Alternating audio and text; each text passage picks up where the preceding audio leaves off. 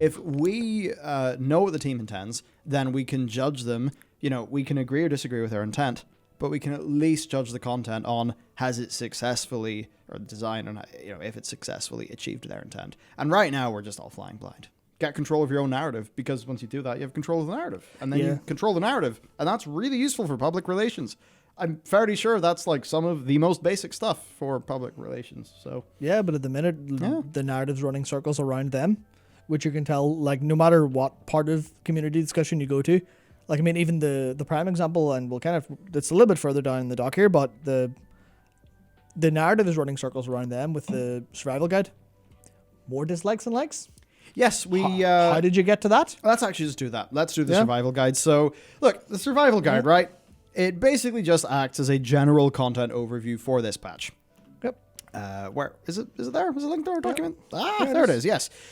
So I mean, yeah, it's the survival guide. It's what we usually get. We get, Lore doing a big speak over what's going on, and SpaghettiOs. Yep. It's got dislikes. Bad times. Now, that said, not that YouTube dislikes are the most important thing in the universe, right? Because if people want to do a that is going to take place. And wherever you can publicly and one of your greatest public emporiums is the dislike bar, because you just click it and then you're done. You can do a little sort of a drive-by poop on them. Yeah, like it's not an incredible metric, but it is like, it does show. If you look at that as a cross section of people who care enough to click the survival guide, then that's some of the more engaged players not happy. Be it for genuine purposes or being meme upset. It's still the narratives there, because, like, I mean, any of the MMO coverage sites could post an article highlighting this. Well, PC Gamer actually published an article today, an article by a Sarah James called entitled "World of Warcraft's Upcoming Power System Risks Trivializing the Work Put into Legendary Gear." Yeah, let's see if it seems like a bad fit, but I hope I'm proved wrong. Is the byline? I think is what they call that. That is not it. You just got GDPR'd. I always get GDPR'd, despite having extensions that disable that. Yeah, love computers. Oh, GDPR totally made internet browsing better. Yeah. But anyway, it's just the sort of thing where it's like, when you lose control of your narrative, dumb shit like that happens. Yeah. Like that's what... just the idea of like people who don't really understand but are keeping roughly abreast of the news. They'll just see that and go, "Oh, I guess World of Warcraft's not doing so well." And then you've got the narrative stretching outside of your player base through sources like, I mean, obviously it's a little bit with YouTube as well, but even for someone who's browsing PC Gamer for general PC gaming news, they're not going to be trapped in the Warcraft content creator or Twitter people or like high-end player minds. They're just going to see, "Oh, I guess World of Warcraft's having some problems," and then you get an investor saying that and scrolling down going, "What the fuck's happening to my investment?" Yeah, I guess there's that thing where, like, I think a decent example of this, I remember it was Ian in Preach's interview where Ian mentioned, there's loads of players who apparently roll a new character to do world quests and stuff, whatever, but that's, I think, speaking to there being this hyper-casual, not engaged in the content space or anything like that sort of player. And that's the sort of player that is going to be doing things like only really looking at the official survival guide, the official Warcraft blog, the World of Warcraft Twitter account.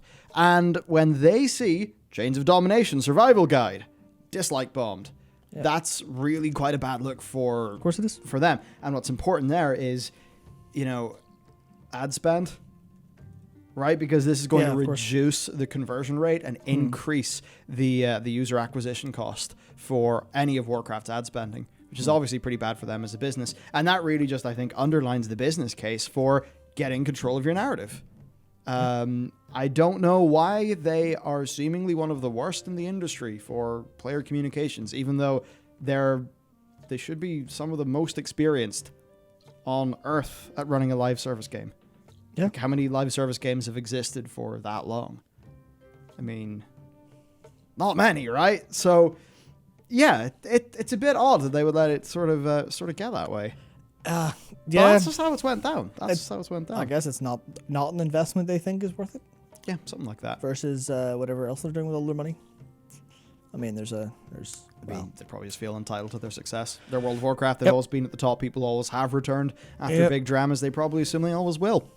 And as for the survival guide itself, I mean, yeah, it's a WoW survival guide. Yeah. It's well put together. It's got some nice shots. It covers the content. Yeah. Survival guide. I don't think those dislikes have anything to do with it. I think Lore certainly probably had to rest his throat after giving it the absolute stacks, which I know that feeling. Whether you like it or you didn't, but still, like, it's fun to listen to. Although I will say the one thing is there's like one shot, like a minute and something in, where the frame rate dips significantly. I'm just like, come on. Oh, nice. Never do that. Like that is really. I mean, it's not like it's rare. You see it in almost everything. But especially in Nintendo trailers. Yeah, well, I mean, that's because the game will run like that. Yeah. But it's what game? It was shit. What game was it? There was some game they were showing off that ran like absolute dog shit at E3, and I was like, why are you doing this? Why would you put that out there? But it's that idea where, I mean, it's a minor point, but just. I think too. There's probably just some. There were some lines in the Chains of Domination survival guide that had us laughing. There was like the jailer's mysterious plans, the jailer's design, the hidden knowledge the jailer's going to get, and we're just like, what? What does the jailer want? Who is he? What is he? I mean, we know because for some things, but it's like his motivations. The primary antagonist has not had his motivations be properly set up, and we're probably into the first of 2 major content patches, assuming this is going to be roughly a 2-year-long expansion, albeit with an extra 3 months to account for additional delays. So nice. Yeah, I think there's that, and then a lot of people probably they just see, oh, Maw, didn't like Maw, dislike. I think that's roughly what's going on with that. I mean, I could definitely see that from the players who are less engaged and don't really see Korthe as this brand new thing. They're like, what? That's just the Maw. Why am I going back there? What? And Korthe feels entirely different. Yeah. To the Maw. And actually the Maw right now feels entirely different to the Maw. Yeah, as far as gameplay is concerned. Both in a good way. Yeah, massively different as far as gameplay is concerned. It's just, you can't really get that in a trailer. Yeah. Yeah, unless you do loads of UI shots, but then that doesn't communicate anything. And that's pretty grim, like. Yeah, so that's that.